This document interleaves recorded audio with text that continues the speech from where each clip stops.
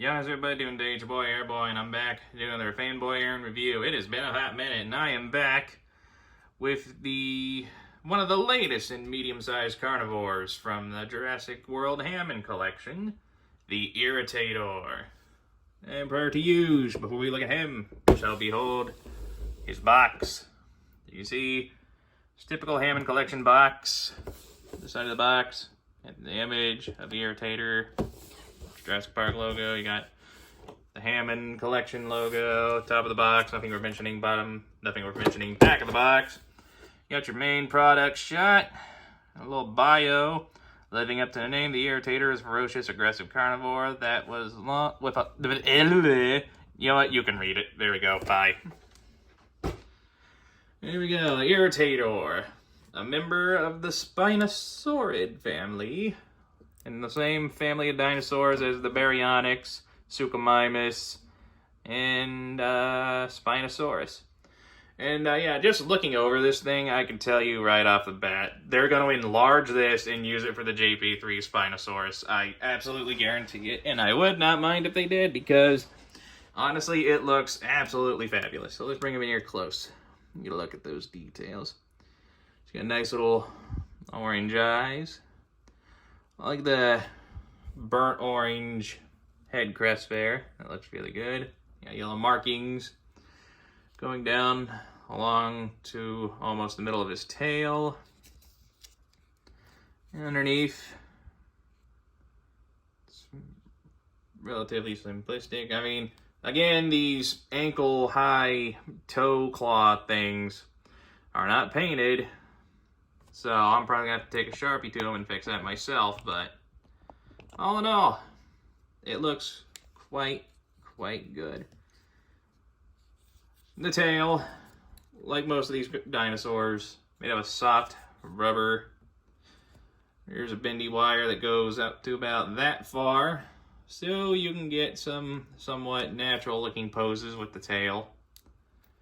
Due to the shape of it, it can be hard to kind of get it angled up, because it's kind of shaped like a rudder, which is appropriate because most Spinosaurid dinosaurs were semi-aquatic.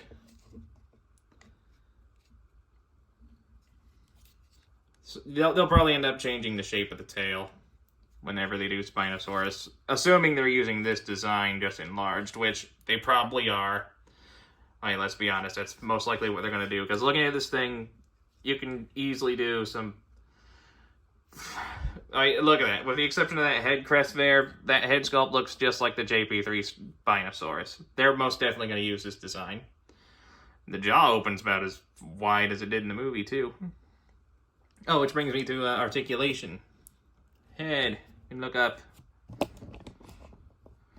quite a ways. You can look down about that far. Mostly ball joints on this guy. And as you saw, the jaw can open pretty wide. Even the inside of the mouth is painted. Always appreciated. Shoulders, do full rotation. Up and down. Rotation at the elbow. Elbow bend, of course. Nothing at the wrist or fingers. Just get a close look at those claws. I wish they did the claws a little better. Those claws look kind of pathetic. Legs can go all the way around like that. Leg spread about that far. Knee swivel. Knee bend. Second knee bend. Also swivel. Also swivel at the foot. Also some up and down.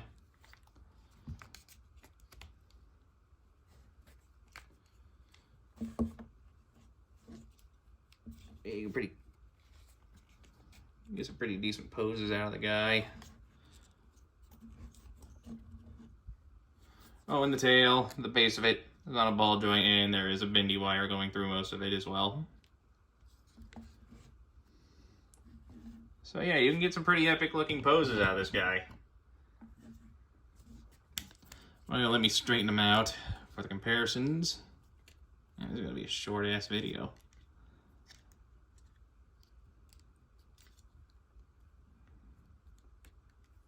Now, he was never in the movie, unfortunately, and he's not in any other visual media that I'm aware of. I could be wrong. Chances are I am. Maybe he appeared in a video game or something. But as far as I know, he did not appear in any movies, specials, shorts, games, etc. I think maybe it was just a name drop somewhere in the movie and like a blink and you'll miss it kind of deal. Otherwise, as far as I am aware, Irritator did not appear in Jurassic World or Jurassic Park. I'm thinking, yeah, like that. That'll work. All right, now for comparison, here it is with the last medium-sized carnivore I had a look at, the Concavinator. As you can see, he's not quite as beefy as Concavinator, but still a decent size in comparison.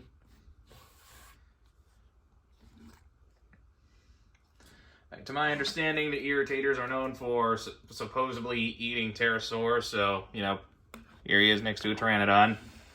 I still have yet to get the new one. I mean, I did have it, but Amazon kind of screwed me with it, so I gotta get another one. So yeah, that Pteranodon's a little big compared to that Irritator.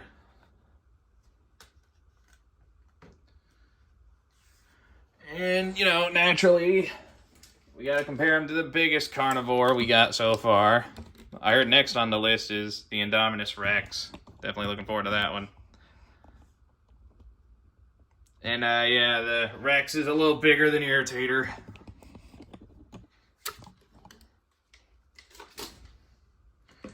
And I'm sure sooner or later we will get a Spinosaurus, but until we do, here he is next to the only other dinosaur I have in that family group, Baryonyx.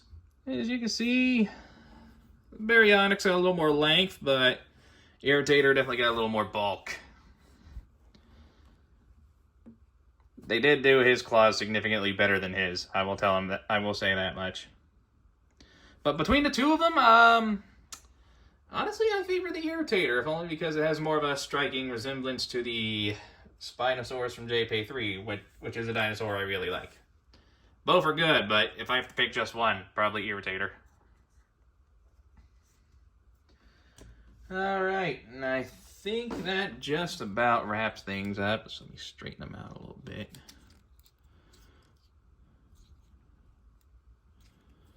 Okay, so. That was my tape measure. How do I manage to lose that thing every time I do one of these videos?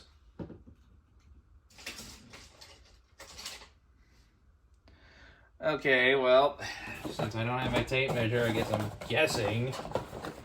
I guess he's about a foot and a somewhat, roughly, well, maybe a little under a foot. Seriously, I keep it in here. Where could it be? I gotta clean this mess up a little bit. I assume, yeah, roughly a little under a foot from tip to nose to end the tail. In a somewhat natural looking pose. And at the time of release, he's going for about $25, $30, depending on where you're looking. And yeah, I'd say he's definitely worth it. He's a good little figure. He fits in very well with most of the other Hammond collection stuff. He looks especially good next to this guy. And yeah, if you can find him for $20, $30, $35 at the most, definitely pick him up. He's worth that price. So this has been the Jurassic World Hammond Collection Irritator. If you enjoyed this review, hit that like button, leave a nice comment, enjoy the rest of your day, and I will catch you all in the next one. Bye-bye.